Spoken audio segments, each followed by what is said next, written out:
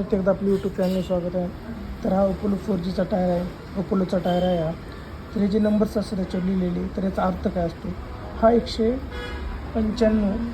तर हा जो नंबर स्टार्ट आहे 195 म्हणजे ही टायरची जाडी ही मिलीमीटर्समध्ये मोजली जाते. 195 60 जे असतं ही साईज असते, ही इथली ही जाडी ही 60. आर म्हणजे हॅड्रिडल टायर आहे. 16 म्हणजे ही तुमची रिम्स आहे 16 इंची. आणि हे जे 89 आहे हे जे आहे हे तुमची लोडिंग कॅपॅसिटी हे करतं, डिनोट करतं. सो त्याची लोडिंग कॅपॅसिटी 580 आहे. तुम्ही इथं पण बघू शकता, इथं लिहिलेले आहे. आणि एच जे असते याची टॉप स्पीड असते हा टायर 210पर्यंत हा टायर तुम्ही केपेबल आहे स्पीडसाठी. आता या टायरचा मध्ये टी आहे. तर हा जो टी आहे हा तर 190पर्यंत जाऊ शकतो.